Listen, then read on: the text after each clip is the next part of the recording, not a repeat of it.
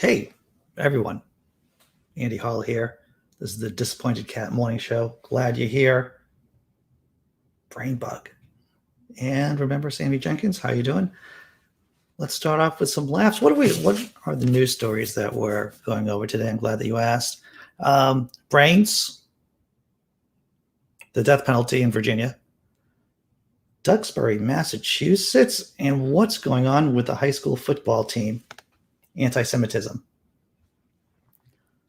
Minnesota and COVID, and Franklin Graham getting crap from his fans, and the voting rights bill, and what could be one of the most entertaining sessions we're ever going to see in the Senate in our lifetime. But let's do something funny first.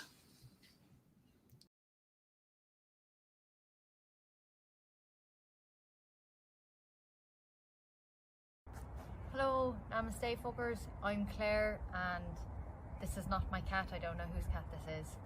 Oh dear. Oh. Who needs yoga with Adrian when you've got yoga with Claire and a random stray cat? You look like my cousin Gary. Now I will admit, I actually have been using a bin bag instead of a yoga mat. This is actually not a yoga mat, this is just lining from my roof. It's a tradition to drink something green on St. Paddy's Day. Now, I've got green Skittles and a green wine gum, and that's how you make this green juice. Oh, hello Shiraz, what holy scripture do you hold? I put a little wine in it. Cabernet of Christ. There's a bit of hair in it. I'll just carry on sipping away my secrets and my sins. Another one. Another one. Oh dear, what are these things? I didn't put you in the blender. And on the inhale, just inhale, and on the exhale, just let go of anything you've been holding on to. Inhale. All right, everyone. I hope you're all doing well this morning. I'm doing okay. I think I'm doing okay. Brain bug Tobin, glad to see you. Jesse Bear, howdy do. And Frank, good morning. Derek Cruz, glad to see you here, everyone. It is going to be a fun day. I want to start off with saying I'm not doing the after show today because I have an appointment I have to go to. Well, yes, I do have things that in the real world or in life that I have to do. So I'm just doing the morning show today from 9 to 10. And then I gotta head out. I gotta do stuff. Is this hair sticking up? I think my hair is sticking up back here. All right. So now I think it's under control. That's good. Now we can get to the question. Glenn Chesterton, glad to see you here. And of course, Sammy. So Sammy up there. All right. So how do you get to pick your battles? How do you pick your battles, right, when you're in a conversation? I was on a stream over on B's channel last night, and you may not have noticed I'm not a young man. Back in the day, I think out of any 5 potential arguments I could have gotten myself into, I probably would have picked it all 5. I probably would have swung at every single ball that came past the strike zone, so to speak. But now that I'm not a young man, I've realized that I don't have to swing at every potential argument that comes my way.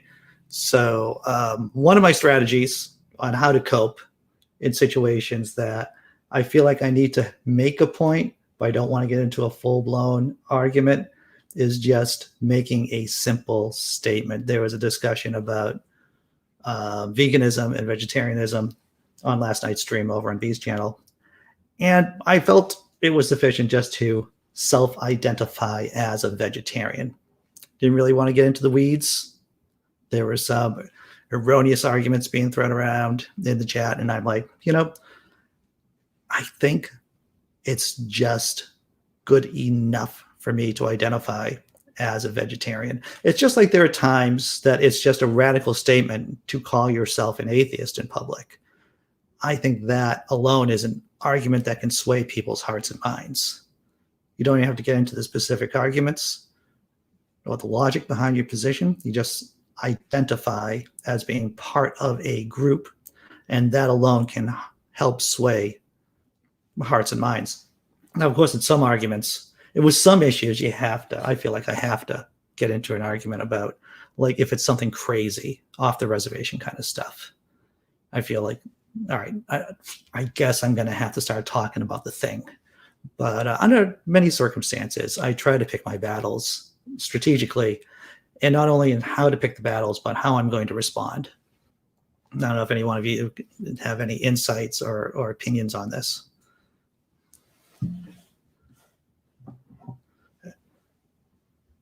That was a baseball reference. That's right. I grew up going to Fenway Park with my parents.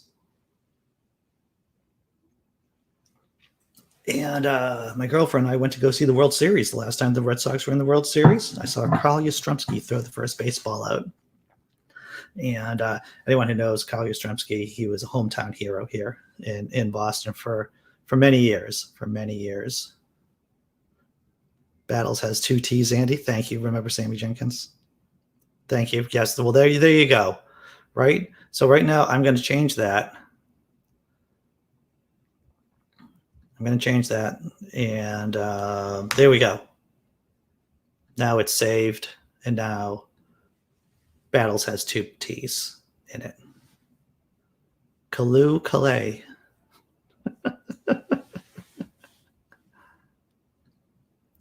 Glenn says, I used to be that way on Facebook. I would argue every time I saw someone was wrong. I just can't bother anymore. Yeah. COVID and 45. Citizen Trump has made disinformation and stupidity even worse. Yeah, indeed. It is difficult, impossible, I would say, while being on social media, to point out every single logical fallacy, to point out every single instance that someone could be wrong or is probably wrong. Dr. Cyrus and Scott Duke. So we're just talking about how to pick your battles. How to pick your battles. I feel like if there is a point that I can make quickly and powerfully, that's what I'll do. That's what I'll do. But if there are some other issues that I'm not too sure about, or if there are issues that I need time to formulate a really good argument, I'll put a pin in it at that moment, think of a way to respond properly the next time the issue comes up, and then go forward from there. But yeah, out of every 5 potential arguments, I might only pick up one or 2 at the most. Oh, here we go. Yankee fan here, so I guess this is my hill to die on, you Dirt Sox fan. That's right. Yankee sucks. That's right, Samuel Gray. In Russia, battles pick you. Oh yeah. Many times the battles will pick you in Russia. Good point. Tons of mice. Right, so that was just a few thoughts about picking, about what battles you get to, and I have to tell you, being a parent has informed my decisions on what battles to pick online. Being a parent has definitely informed my decisions. If anyone else here is a parent, then you probably know that especially with teenagers, it's like, so what is worth me making a stand? What hill is worth me fighting for? And what aren't? So definitely having teenagers has helped me on being online and not picking at every single fight, not fighting every single battle. Nice, Glenn Chester said. Blue Jays, is that still a team? I didn't even know that was still a team. Brainbug says, here we go. A lot of factors come into play, but who the audience is matters most. That is correct. I totally agree with you, Brainbug, because if you set off to sway the interlocutor, you are setting out to fail. That's right. A lot of the times when I choose to engage with someone, it isn't to change the other person's mind, but if I'm in a group of people, it is to reach out to them and to sway them.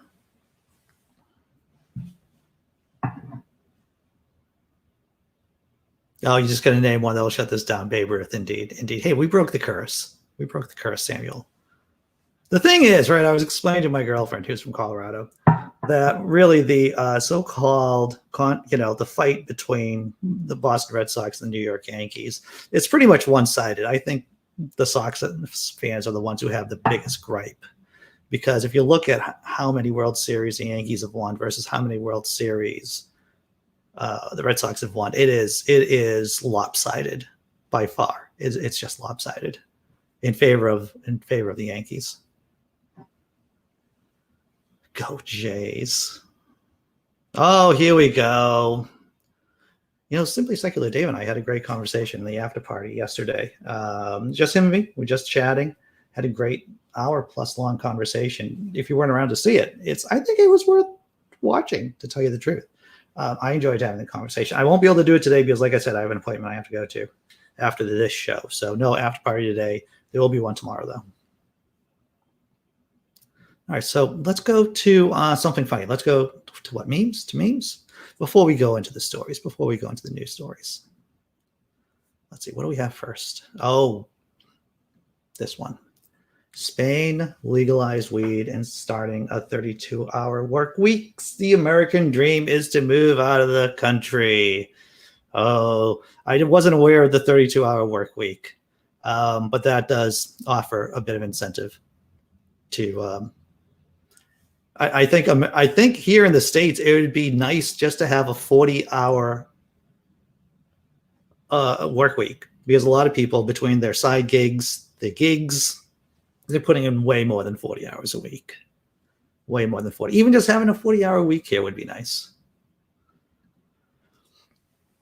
I didn't know this, but this is, my girlfriend sent this to me, I believe. Krispy Kreme will give you a free donut every day this year if you've been vaccinated, giving free donuts to anyone with proof of vaccination. This offer perfectly sums up Americans' priorities. Of course, that's Stephen Colbert. Life-saving medicine? Wait, there are donuts? Out of the way, Grandpa.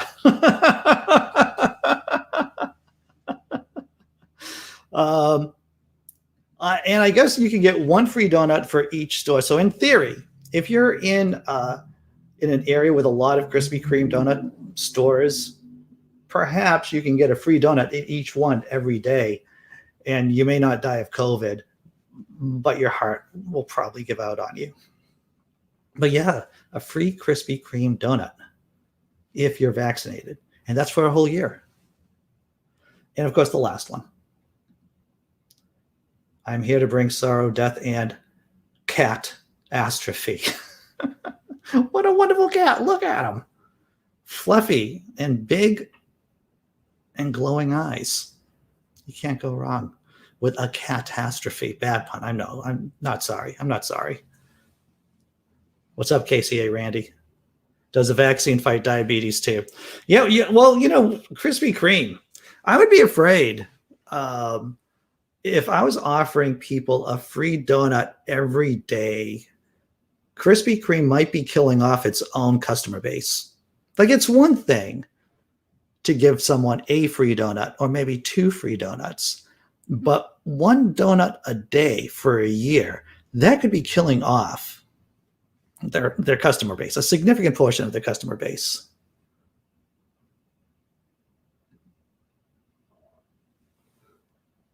Oh, that's nice. My avatar at work is Hurricane. Sweet. Very nice, Scott Duke. Very nice. Okay, so let's talk about news. We got good news and we got bad news. We got weird news, and we just have news, right? Brains. You ever wonder about your brain? I wonder about my brain all the time. Why is the brain so big? Our brains. Let me just take care of this for a second, everyone.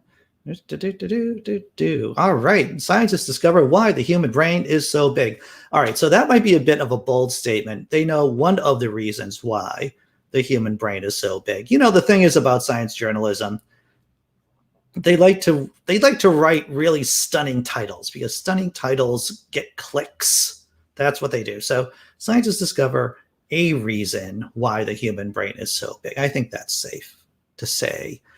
Molecular switch, which makes the human organ 3 times larger than great apes study finds. So there is a molecular switch that makes our brains bigger.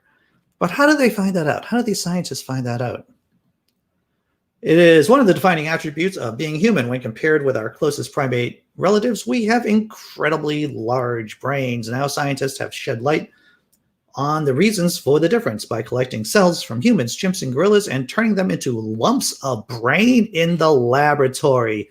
Tests on the tiny brain organoids reveal a hitherto, I think I pronounced that wrong, unknown molecular switch that controls brain growth and makes the human organ 3 times larger than brains in the great apes. Tinker with a switch, and the human brain loses its growth advantage, while the great ape brain can be made to grow more like a human's. Is this how we get Planet of the Apes? Maybe. Maybe. What we see is a difference in cellular behavior very, very early on that allows the human brain to grow larger, said Dr. Madeline Lancaster, a developmental biologist at the Medical Research Council's Laboratory of Molecular Biology in Cambridge. We are able to account for almost all of the size difference. The healthy human brain typically reaches about 1,500 cubic centimeters. In adulthood, roughly 3 times the size of the 500 cubic centimeters of a gorilla brain or 400 cubic centimeters in a chimp brain. But working out why has been fraught with difficulty, not least because developing human and great ape brains cannot be easily studied. True that. To understand the process, Lancaster and her colleagues collected cells often left over from medical tests or operations. So I guess you could have, if you're getting brain surgery, you could donate part of your brain that's been scooped out that's not really necessary. From humans, gorillas, and chimps, and reprogrammed them into stem cells. They then grew these cells in such a way that encouraged them to turn into brain organoids, little lumps of brain tissue, a few millimeters wide. After several weeks, the human brain organoids were by far the largest of the lot, and close examination revealed why. In human brain tissue, so-called neuroprogenitor cells, which go on to make all the cells of the brain, divided much more than those of the great ape brain tissue. Lancaster, whose study is published in Cells, added, you have an increase in the number of those cells, so once they switch to making the different brain cells, including neurons, you have more to start with, so you have an increase in the whole population of brain cells across the entire cortex. The researchers went on to identify a gene that is crucial to the process, known as ZEB2. I'm going to call it ZEB2. It switches on later in human tissue, allowing the cells to divide more before they mature. Tests showed that delaying the effects of ZEB2 made gorilla brain tissues grow larger, while turning it on sooner in human brain organoids made them grow more like ape 1 ZEB2. So whenever Planet of the Apes occur, whenever apes get bulbous brains like ours, you can blame it on that study in Cell.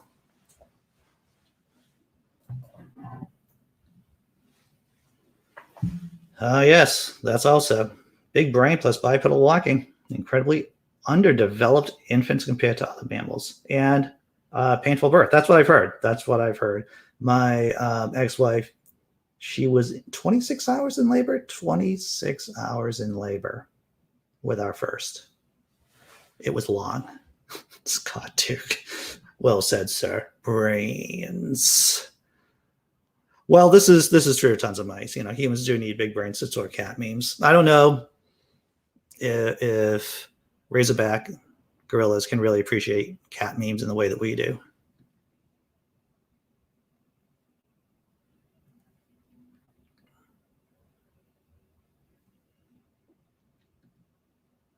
Oh, pop science has struck again. Well, that's why I thought it was somewhat of a bold statement right there about the way. There is a factor they've discovered, a particular molecular switch there that attributes to larger brains. But does that mean the gorilla brain is going to be structurally the same as a human brain? No, that does not. It doesn't mean that gorilla brains are suddenly going to have like Wernicke's area or Broca's area in the same way that we do.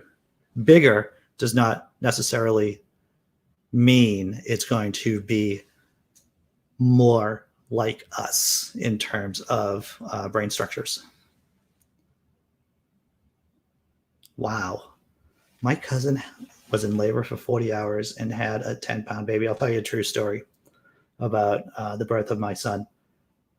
So I think we were in, my ex-wife wanted to have a natural childbirth. So she didn't want, any pain-killing drugs.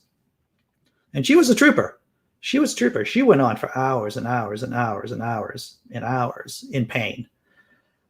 And so she was curled up on the bed, nonverbal.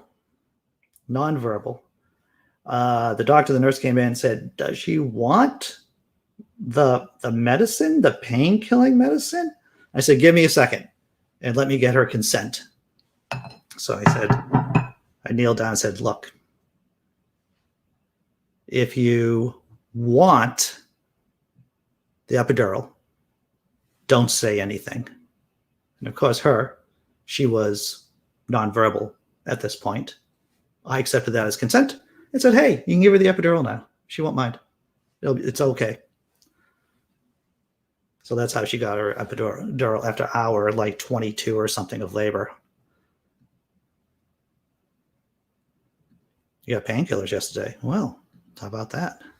All right. So that was the first, a little story. I think it was an NPR. The links are in the description below. Next story. What are we looking at? Virginia, the end of the death penalty in Virginia. Let's take a look at this. Virginia governor signs historic bill abolishing death penalty into law. You may not know. I was surprised when I was reading this article that Virginia kills a lot of people. Virginia, I believe, and we'll find this out as we go through the story, is second to Texas in executing people. But now the governor signed a bill ending the death penalty in Virginia. Oh, wait, I think I messed up my slides. Did I mess up my slides? Where am I? I'm right here. Here we go. There's a story from CNN. After centuries of carrying out executions, Virginia on Wednesday became the 23rd state to abolish the death penalty after Governor Ralph Northam signed historic legislation into law that ends capital punishment in the Commonwealth. We can't give out the ultimate punishment without being 100% sure that we're right. And we can't sentence people to the ultimate punishment knowing that the system doesn't work. The same for everyone. Northam, a Democrat, of course, said ahead of signing the legislation at the Greensville Correctional Center, which houses Virginia's death chamber. With Northam's signature, Virginia became the first southern state to repeal the death penalty since the U.S. Supreme Court reinstated the punishment in 1976. The new law, set to go into effect in July, comes as a major shift for Virginia, which has put to death more people in its history. Oh, wow. More death in its history than any other state. Well, Virginia was one of the first colonies and one of the first states. So that makes sense. 2 inmates currently on death row in Virginia will have their death sentences commuted to life imprisonment. Make no mistake, if you commit the most serious crimes, you will be punished, but Virginia can do that without continuing a system that gets it wrong. Even once, Northam said, the governor cited the case of Earl Washington Jr., a black man who was sentenced to death in Virginia in 1984 and exonerated in 2000 by DNA evidence. While Mr. Washington is the only person we know of rescued from Virginia's death row, can we really truly be sure that there aren't others? He said. Well, this is true. This is true. Virginia has executed more than 1,300 people since the Jamestown colony first recorded execution in 1608 for espionage. According to the Death Penalty Information Center, after the U.S. Supreme Court reinstated the death penalty in 1976, effectively lifting the moratorium, Virginia carried out 113 executions, second only to Texas. So yes, Virginia, just being for the sake of being one of the older states, has killed more people than any other state in the country. But since 1976, it's been second only, of course, to Texas. So good job, Virginia. Good job entering civilized society and getting rid of the death penalty. Well, up until recently, yes, Virginia is for lovers and for the gas chamber. I think it was lethal injection. I think the preferred way of executing criminals has been lethal injection. Of course, there's been, for those of you who've been following the story over the years, one of the issues is that a lot of the medical companies who make the drugs used for lethal injections just won't sell them, or just will stop making them, or that has made executing people here in the States more difficult. Well, this is true. 1968, Loving versus the state of Virginia. I believe it was the same year that I was born, 1968, showing my age. Interracial marriage was illegal in Virginia, and the case was known. Loving, name of the last name of the couple involved, versus Virginia, went all the way up to the Supreme Court. Misogyny, that was the name of it. The idea about interracial marriage. Oh, man. As someone who has a close friend taken away from violence, I'm more comfortable knowing the ones who did it will be locked up for life. Yeah, that's good. Yeah, I mean, it's something that for those of us who've been touched by violence, it is difficult to grapple with. Well, that's good. As I'm a native Virginian, and this lifts my heart. Good news. It is good news. No doubt about it. Wow. How about this? Samuel Gray. My great-grandparents had to move across the border to West Virginia to live and marry. Indeed. Wow. Yeah, it's difficult for people to understand that this, how much the country has changed within my lifetime, within the last 50 years, 55 years or so, in that interracial marriage was illegal in a bunch of states within memory of people walking around still alive, right? Not 90-year-olds, not 80-year-olds, not 70-year-olds.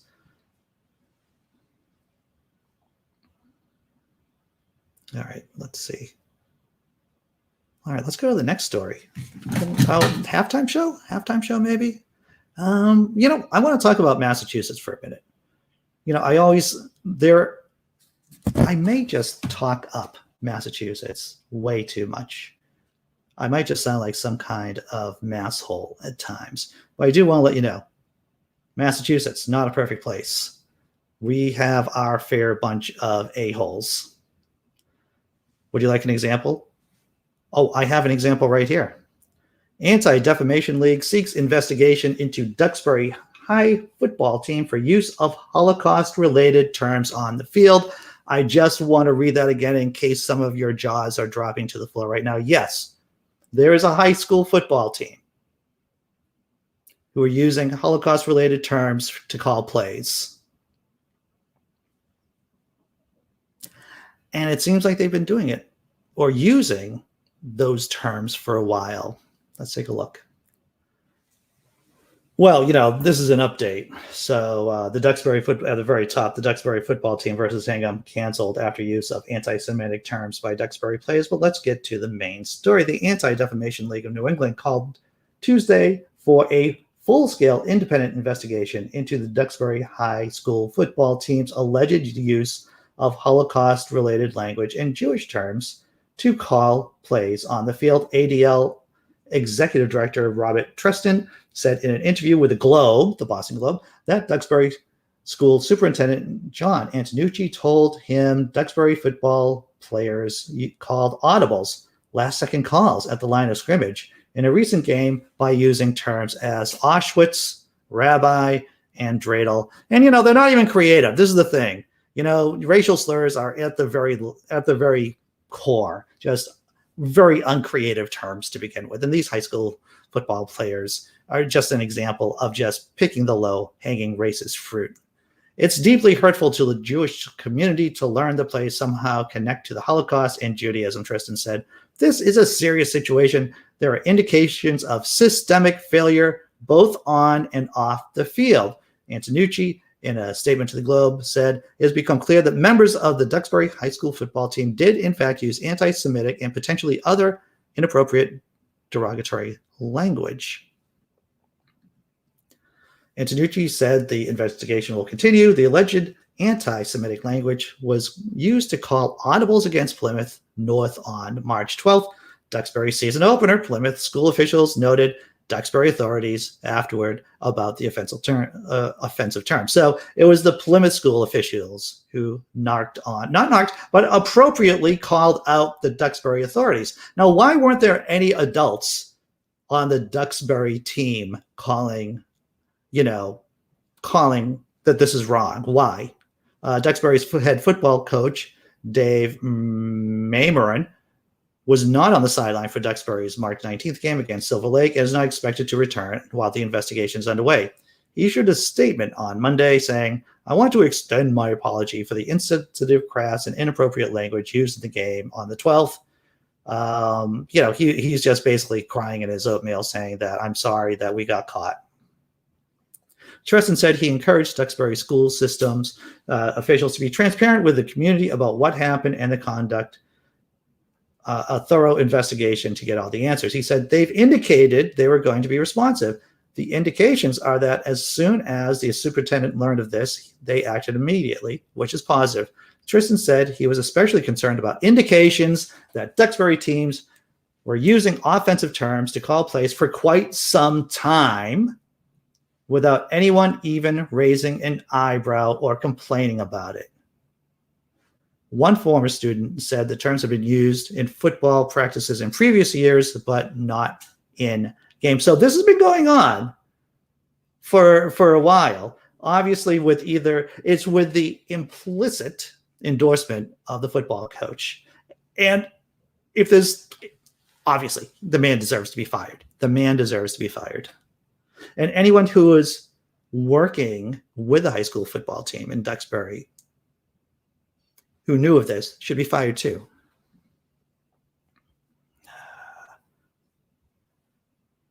Yeah, well, exactly. What the absolute.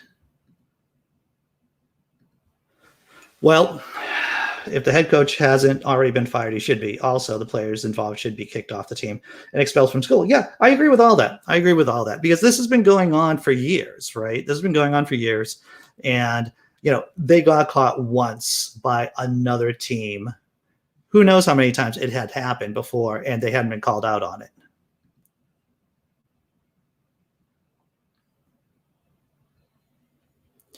I'm going to get to Dr. Osiris's point in a second here. I just want to cover the rest of this. All right, so I think I covered everything about the Duxbury High School. And it might surprise all of you that Duxbury is a very white community. It's a very white suburb. All right. Would I prefer for a child killer to live until his natural days or prefer to a small amount to get rid of the disgusting vial? The thing is, there's just so many documented times that the system does not work. And here in the States, of course, it's been shown that the system is weighed against people of color. It's just weighed against people of color.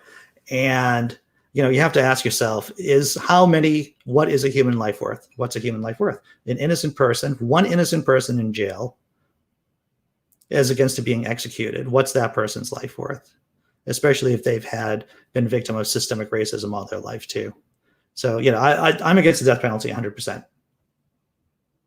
in terms of a policy across the board.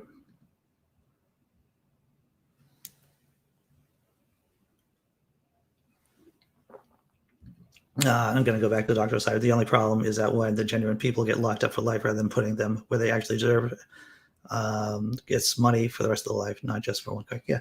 Yeah. So that's it. The Duxbury High School team been using racial slurs to call plays for who knows how long. And now they've just been called out on it because the other team noticed and called them out. It's also, you're right, Samuel Gray, the death penalty costs more than a life sentence. It does ultimately. The death penalty does cost because of all the appeals and everything. All right, so halftime show. Let's do halftime show.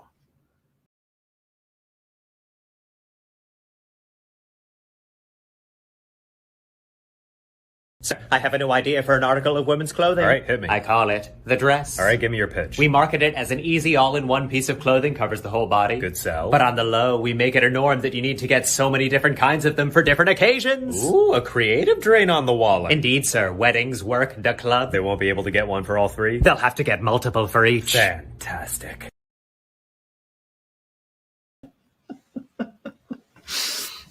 Comedy has a way of spinning everyday calamities into something you can smile at. Cry, laughing through the tears, so to speak, right? I think that's the Irish saying. Well, there you go. Imaginary God. Duxbury should maybe change their names to Crucifix, Nails, Hammer, Messiah. Yeah. All right, so what's the next story we're going to be covering today? We went through the brain. Possible reason for why the brain gets larger, a particular molecular switch. Virginia outlawed the death penalty. Duxbury, Mass. What is going on with the football team in Duxbury, Mass? Anti-Semitism, that's what. And now Minnesota and COVID. Bum.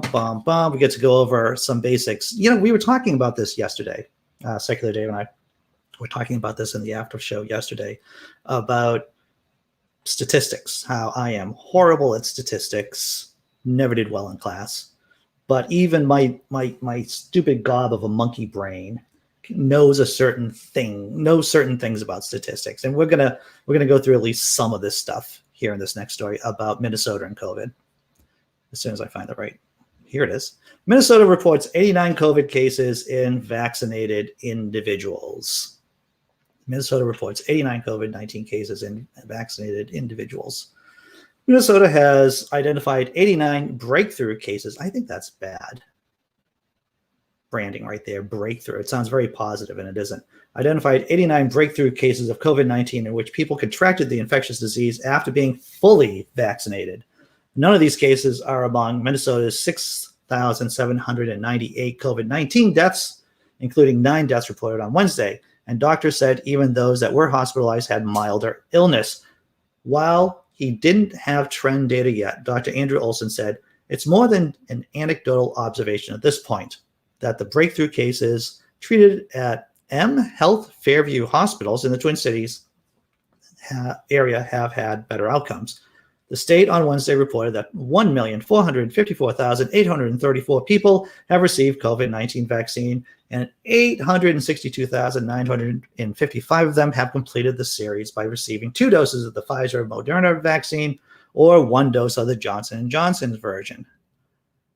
A slightly smaller number, around 800,000 Minnesotans, I'm going to go with that, are considered fully vaccinated, which means it's been 14 days since their final doses. State Infectious Disease Director Chris Arsman, I'm going with that name, pronunciation, said the fraction of fully vaccinated people who contracted breakthrough infections was expected, even with clinical trials suggesting the Pfizer and Moderna vaccines were 95% effective. 95% effective. 95. My girlfriend explained to me what 95% effective meant a while back, and I've always known it. But, I've been somewhat delusional about this whole vaccination myself. I was thinking, hey, once I'm vaccinated, I'm going to be like bulletproof, right? No, not really. That's not how it works. And I always knew that, but this story once again highlights that fact. We should not be fooled into seeing such a case as a reason to doubt the vaccine effectiveness, she said. Remember, a 95% effective vaccine still means we could expect to see infections in around 5 of every 100 people who get the vaccine. Not bulletproof. Not bulletproof. The state is nonetheless conducting a review of the cases to see if they have anything in common. Arsman said a cluster of cases vaccinated at the same site could suggest a handling problem with the vaccine or that a specific lot was tainted. State health officials interviewed 72 of the 89 patients and found that 30 had symptomatic COVID-19. So only 30 out of the 72 had symptomatic COVID-19. The positivity rate of COVID-19 diagnostic testing has increased from 3.5 to 4.6% in March, reflecting a spring break blip similar to Thanksgiving or Christmas, or a new wave driven in part by some of the more infectious variants. Hospitalizations have also increased over the past month in Minnesota, where 93 intensive care beds were filled on Tuesday with COVID-19 patients. While vaccine appears effective against B117, the variant has caused new case waves in Europe, as well as a local outbreak centered on youth sports activities in Carver Country. Genomic sequencing of a sampling of COVID-19 cases in Minnesota found that 479 infections with the variant. Of the cases with identified transmission sources, only 15% involve travel, meaning the virus is widespread. Oh, the variance is widespread and passing from person to person in Linfield. So yeah, you can be fully vaccinated, there is a chance of you getting COVID. The girlfriend is smart. She helps me with my stupid brain. Oh, here it is, the pockets. The pockets issue. Yes, we've talked about the pockets issue many times. Also, dresses will not have pockets, so women have to buy a separate matching bag to carry these things. The gentleman who makes those videos did talk about the pocket issues, as well as the purse industrial complex.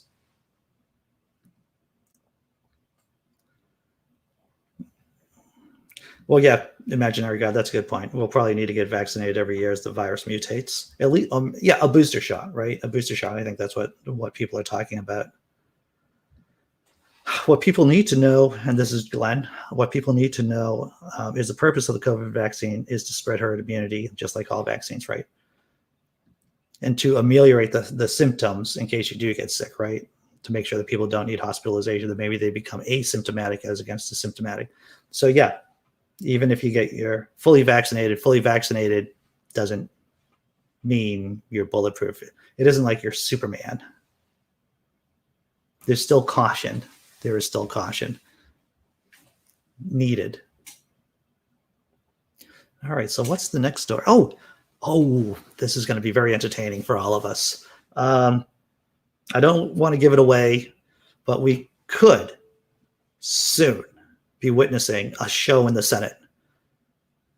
A show like we haven't seen for a long time. I'm going to let Rachel Maddow, I'm going to share a video. And this has potential for some real schadenfreude, by the way,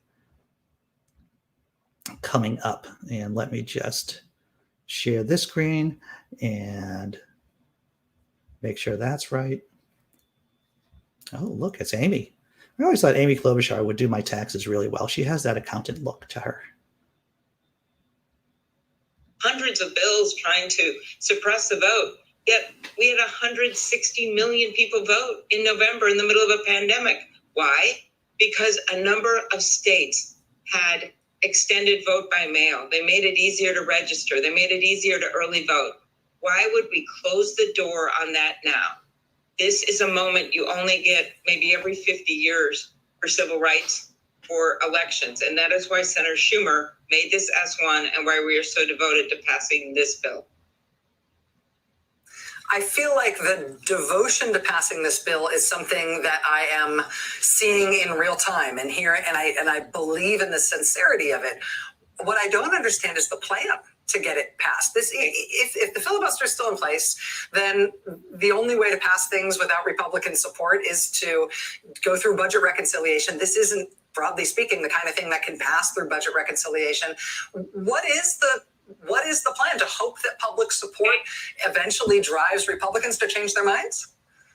Let's start with this. It's passed the House. That's always a good thing.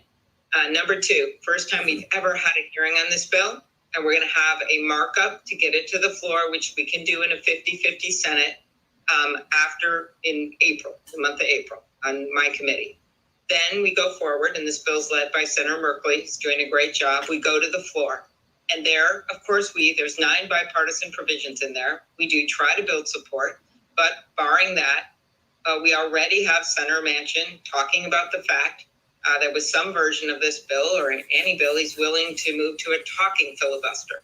You know what that means? That means we actually make the other side speak. We make them stand and speak. and they have to come in day after day and night after night, like in Mr. Smith Goes to Washington, and own their objections to common sense reforms supported broadly by Democrats and Republicans out there. To me, it's a little like the American Rescue Plan. They were objecting to that, but the people wanted it, and we got it done with 51 votes. So we start with getting it to the floor, and from there, jump ball, a lot of things can happen. Sign me up for a front row seat. Senator Amy Klobuchar, chair of the Rules Committee. That's more than just determination. That sounds like a plan. Thanks for helping us understand it tonight. We'll have you back to talk about it more as it goes through the process. All right. Thank you. So yes, that means there's a real possibility that Republican senators are going to have to get up and talk for hours and hours and hours if they want to filibuster. Because right now, to filibuster, as many of us know, we've talked about the filibuster many times, that people can just say, I'm going to filibuster, and that counts as a filibuster. And that isn't how it has traditionally been done. If we have seen that, if anyone's seen that movie, Mr. Smith Goes to Washington with Jimmy Stewart, you remember that Jimmy Stewart had to, his character had to read or talk for hours and hours and hours to do a filibuster. So if this rule of a talking filibuster occurs for this voting bill, then we will just see Republican senators be ground that side, just talk and talk and talk. And that would be a bit of schadenfreude for me. That would be a little bit of enjoying the show.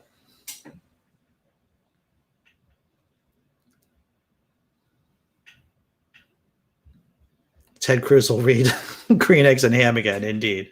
That's what he will. He'll just read it over and over. That's the one book he has, Dr. Mordecai. Come on. Don't shame him for the one book he has. Yeah, but making them stand, it would be difficult. It would be difficult for someone to stand and talk and talk and talk. Let's see. And you're right, Glenn Chesterton. There's some people who can't get vaccines. I mean, it is the common sense that unfortunately isn't that common amongst some groups of people. That to get a vaccine, it's just the right thing to do for a variety of different reasons. And Brainbug points out, I thought its purpose, the vaccine, was to put microchips in us so we can be tracked down by Duxbury space lasers. I saw what you did there, Brainbug. Marjorie Taylor Greene would be proud. Marjorie Taylor Greene would be proud. All right, so what are we doing? We're doing the last story. What's the last story? Oh, Franklin Graham.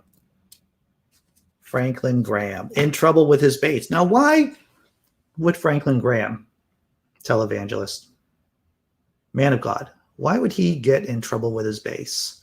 This is from the Friendly Atheist.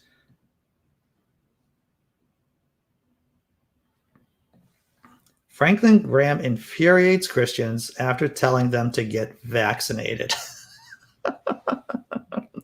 That's a sin. That's a sin right there. Franklin Graham committed the sin of letting people know they should get vaccinated, and now he's in trouble. Are there tweets? We're going to be reading? Mean tweets to Franklin Graham? Yes, there are. But let's look at the story first. Here he is, Franklin Graham, evangelist. Last year, Christian evangelist Franklin Graham was one of the right-wing loons spreading misinformation about COVID. Sure, Hammond didn't write that he was a loon, but I just threw that in there. I'm embellishing the piece. He claimed last year that COVID existed only because man has turned his back on God. He trashed Dr. Anthony Fauci for suggesting that we need to follow the science. He ignored over 160,000 Trump-fueled COVID deaths while criticizing Joe Biden and Kamala Harris for not being pro-life. And this is what he said. I've been asked my opinion about the vaccine. I don't even know if this is how he speaks, but I'm just going to use my voice. This is my voice for him, by the media and others.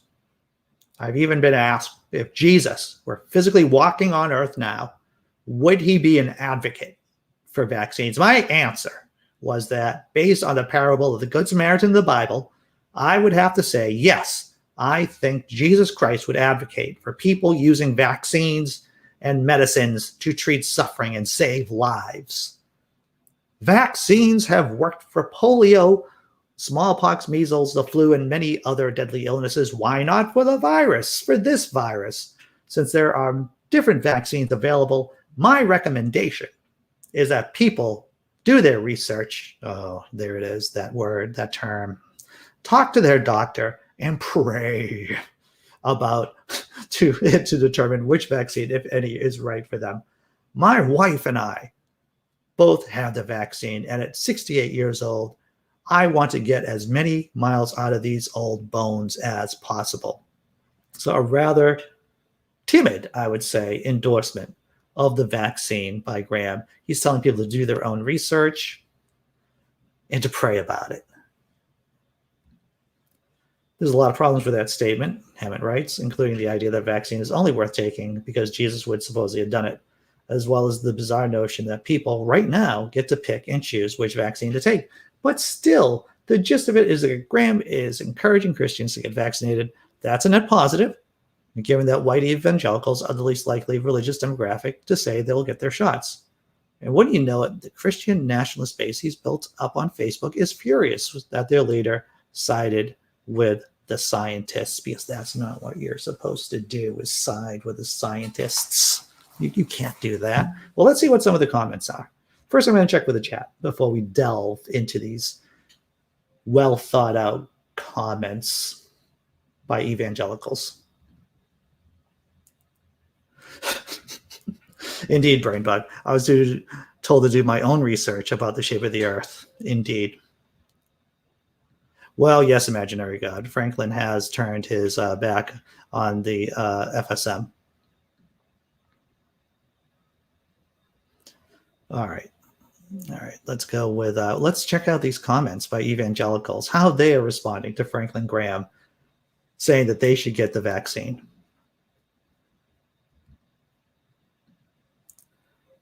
But this vaccine is not proven. It is man-made and dangerous. Now, I wonder if this person only accepts God-made vaccines.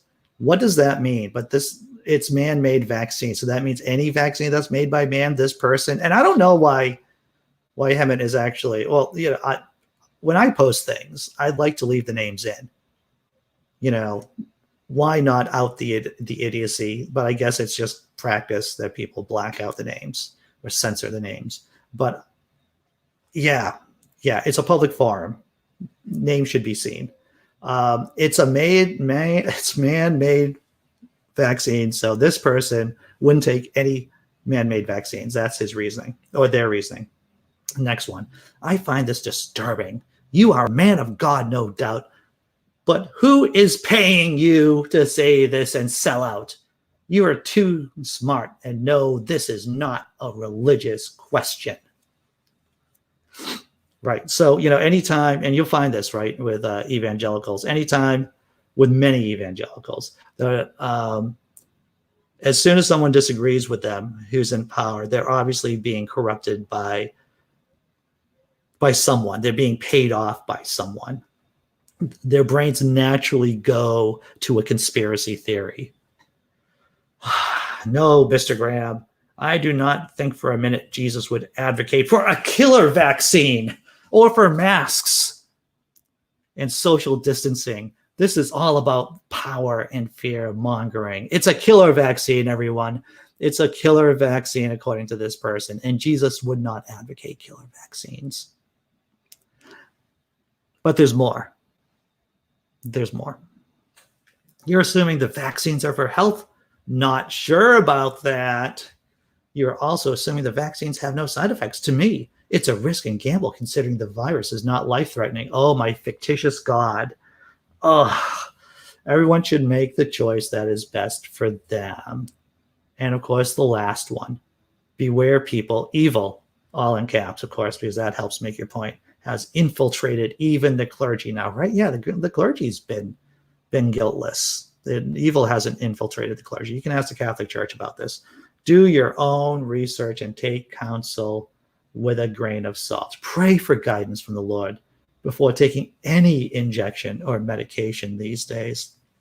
Oh, Franklin Graham, you made a beast. You helped nurture a beast, and now it's bit you.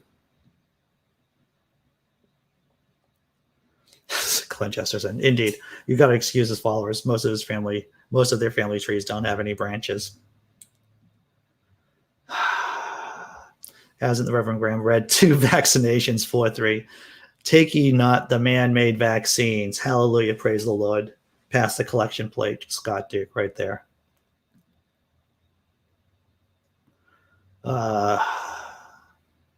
So yeah, Franklin Graham in trouble with his evangelical fans because he's asking them, or suggesting in the mildest of terms, to get vaccinated. All right, taking a breath before we wrap everything up, before we cover everything. Imaginary God says, but his God is man-made. What the hell? Well, yeah, but they don't know. They don't know that. They don't want to admit that their God is man-made. All right, what did we cover this for the last hour? We talked about big brains, Virginia and the death penalty, anti-Semitic Duxbury, Mass football team, calling out plays using, just idiocy. And that's the thing about mean. Mean, most of the time, on the Venn diagram, you have mean and stupid, and there's a really large crossover section of mean and stupid. Minnesota and COVID, what kind of protection does the vaccine actually give you? We covered that. Walking, talking, standing filibuster coming up possibly in the Senate. And of course, Franklin Graham in trouble with his base for advocating common sense and science. How about that? All right. Let's do something funny. Let's put a smile on our faces. A joy in our hearts.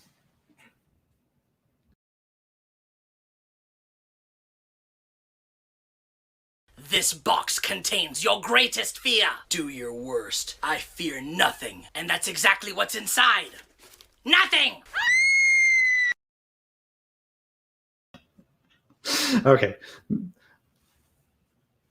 Maybe it's a simple gag, but I found it entertaining. A cheap laugh, right?